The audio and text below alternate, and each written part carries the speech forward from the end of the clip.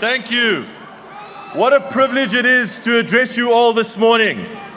16 years ago, I was here in this same hall as a young DASO member, fresh out of school, attending my very first DA Federal Congress right here.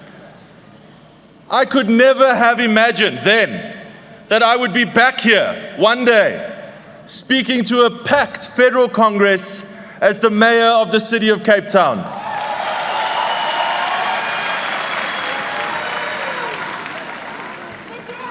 So much has changed in these years.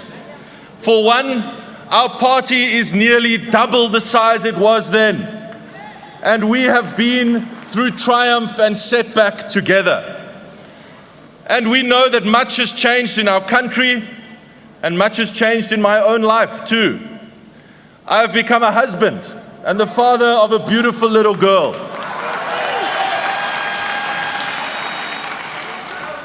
And like every parent in South Africa, this has made me look at our country in a whole new way. I'm reminded every day that there is a generation of young South Africans counting on us to show that the promise of our young democracy is not yet lost. And we intend to do just that, starting in Cape Town. Building on the progress over the past 17 years of unbroken DA government, we are writing the next chapter in the story of Cape Town. I am so fortunate to serve as mayor at a time when the DA has a strong and outright majority. This gives us the confidence and the strength that we need to be ambitious with our plans for the future. You see, we are on a mission to build what we call a city of hope for all. That was our promise to voters when we campaigned in 2021, and it remains our solemn pledge today. And when we say for all, we don't only mean for all the people of Cape Town, we mean for all. We want the city to be a beacon of hope for every South African. Because we are showing that you can have a government that cares for the dignity of every person. We want to show, we are passionate about showing, that decline in South Africa is not inevitable. In Cape Town, we refuse to accept electricity blackouts are going to be a part of our future. They are not. That's why we're on track to make Cape Town the first metro to be entirely load shedding free.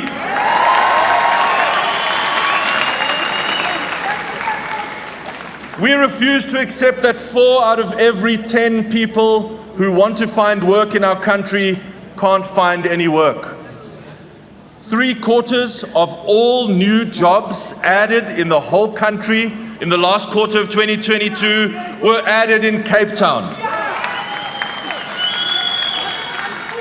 And we refuse to accept that South Africa's horrific rate of violent crime can't be turned around. It can. Hand in hand with our outstanding colleagues in the Western Cape government, we've deployed more than 1,200 of our own officers in the metro's worst crime hotspots. And you know what? It is making a difference. It is saving lives. We refuse to accept the collapse of sewers, of roads, and the water grid that we see in so many other places around our country. That's why we are breaking all records by rolling out 120 billion rand in infrastructure investment in our city. Most of this will go towards upgrading the sewer networks of Cape Town's poorest communities, because we want every person to have the dignity that comes with better basic services. So we're going to out-invest and outbuild any other city in our country, in some cases 2-to-1. Instead of waiting for things to go wrong, we are rolling up our sleeves and preparing things to go right. And you know what? If this can be done in Cape Town, it can be done everywhere.